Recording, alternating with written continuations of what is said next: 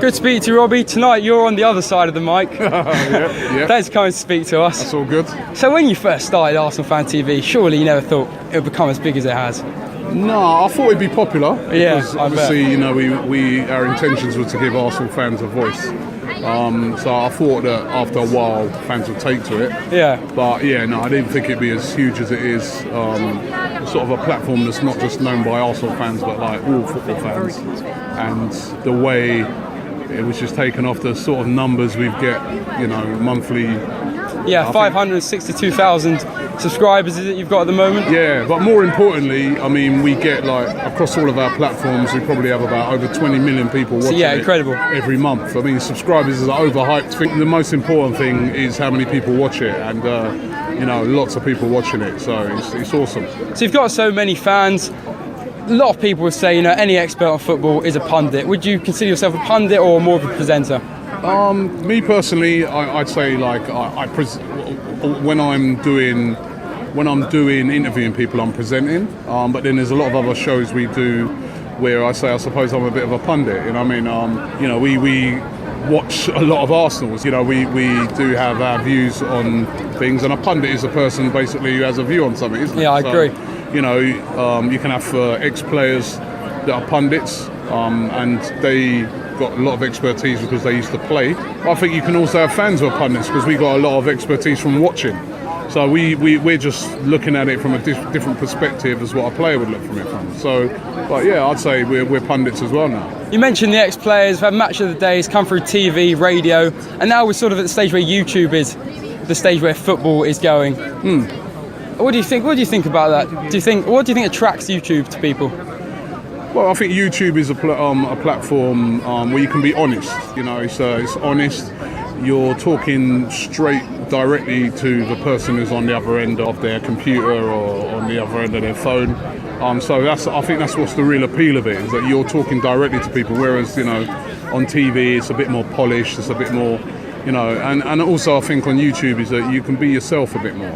And Arsenal Fan TV, it doesn't censor out swear words. I think that's about the honesty, like you just said. Yeah, I mean, listen, how we do it is that if things are in context. So, you know, if somebody just comes along and starts swearing everything and blinding for no reason, we probably wouldn't put the video out. A lot of times we don't do that, or we cut it. If we've had a horrible defeat and somebody's really emotional and they swore, that's different. It's in context. I always look at it a bit like a film. You go watch a film, there's some films you watch and there's swearing in it. It's in context of the film. They might be talking about the mafia or something. But you know that's how they tell you accept it. Whereas there's other films where you know they've just put it in for effect. I don't like that. As long as it's real, that's what we do. And you remain very calm in such hostile environments sometimes. Yeah. How do you do that? That's a difficult skill. I don't know, really. You just have to be, because the way I look on it is always that I'm trying to be there to give people a chance to have their say. So it shouldn't be about me. It should be about that person, no matter who they are. As long as they're an Arsenal fan, they're coming out, they want to have their say on the game. So I try and stay a little neutral. It's hard sometimes because, you know, like say for instance, you know, there's been a poor performance and they might be digging out a player, and I have to sort of, you know, balance it. Sometimes I agree with them. I mean, I agree with why they might be digging out a player. Try and create a little balance. Some people will say, you know, they don't want to hear other people's opinions. They say YouTube is sort of killing radio and TV with all the local radio stations dying down. What would you say to that? I'd say I don't agree. I think it's just another platform that's come about.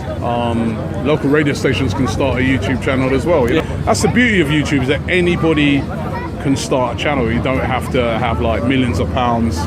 You don't have to have like, you know, back in the day to do what we did, you'd need an outside broadcasting unit. You know, it's all changed now. You know, you need massive cameras. This that. With the technology there is around nowadays, you can use your phone and do stuff. You know what I mean? So I disagree. It's just we're changing times, and you know, the radio guys and that, they've had it their way for a long time. This is a new platform. They need to embrace it as well. And you talk about technology. Where do you think the future is for football reporting? Where do you think, how far do you go? Wow, I don't know. You know what? technology is just changing all the time. I mean, I think at the moment there's so much live platforms now. You know, you use Periscope, we can go live, YouTube, we can do live, Facebook Live. I think that's the way going forward, that there's going to be a lot of live content. I really can see that being the next step. But who knows, in 3-4 years, who knows? It could be something else. It's just always moving. Robbie, it's been great to speak to you tonight. Thank you so much for talking pleasure. to us. Thank you very much. Cheers. Thanks, Robbie. Thanks.